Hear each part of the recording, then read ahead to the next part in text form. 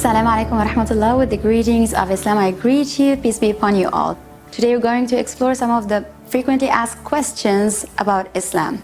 Again, what are the 5 pillars of Islam?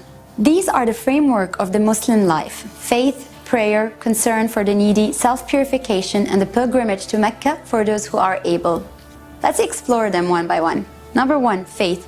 There is no God worthy of worship except Allah, and Prophet Muhammad is his messenger. This declaration of faith is called the Shahada, a simple formula which all the faithful pronounce. In Arabic, the first part is La ilaha illallah, there is no God except Allah.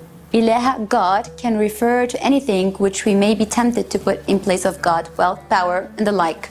Then comes illallah, except Allah, the source of all creation.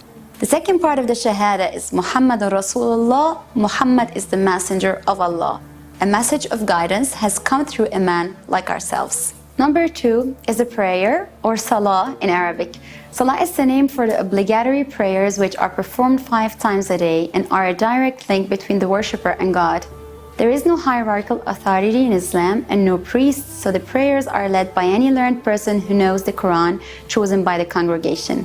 These 5 prayers contain verses from the Quran and are said in Arabic, the language of the revelation, but personal supplication can be offered in one's own language.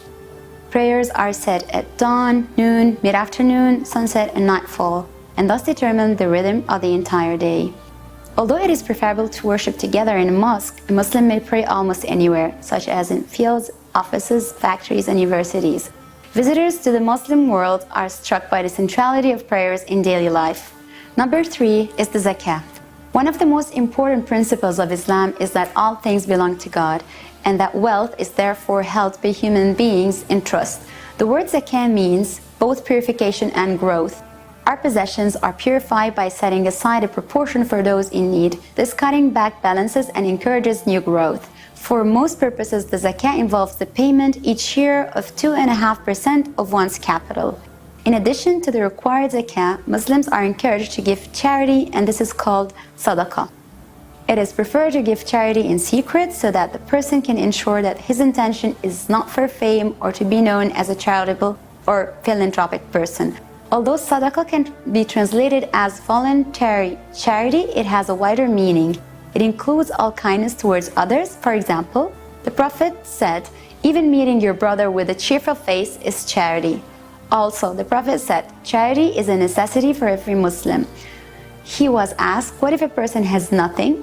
The Prophet replied, he should work with his own hands for his benefit and then give something out of such earnings in charity. The companions of our Prophet ﷺ asked, what if he is not able to work? The Prophet said, he should help poor and needy persons. The companions further asked, what if he cannot do even that? The Prophet said, he should urge others to do good. The companions said, what if he lacks that also? The Prophet said, he should check himself from doing evil. That is also charity. Well, we'll move to number 4, the fast. Every year in the month of Ramadan, all Muslims fast from first light until sundown. Fasting means to abstain from food, drink. Those who are sick, elderly, or on a journey, and women who are pregnant or nursing are permitted to break the fast and make up an equal number of days later in the year. If they are physically unable to do this, they must feed a needy person for every day missed.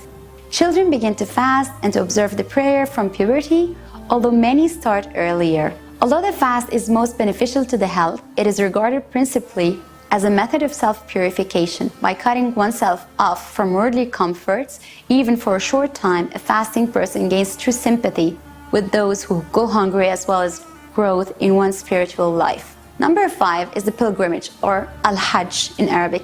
The annual pilgrimage to Mecca is an obligation only for those who are physically and financially able to perform it. Nevertheless, about 2 million people go to Mecca each year from every corner of the globe, providing a unique opportunity for those of different nations to meet one another. Although Mecca is always filled with visitors, the annual Hajj begins in the 12th month of the Islamic year, which is lunar, not solar, so that Hajj and Ramadan fall sometimes in summer and sometimes in the winter. Pilgrims wear special clothes, simple garments which strip away distinctions of class and culture, so that all stand equal before God.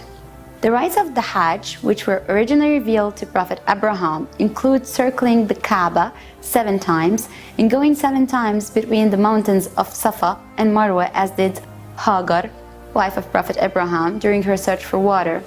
Then the pilgrims stand together on the white plain of Arafah and join in prayers for God's forgiveness in what is often thought of as a preview of the Day of Judgment. The close of the Hajj is marked by a festival, the Eid al-Adha, which is celebrated with prayers and the exchange of gifts in Muslim communities everywhere.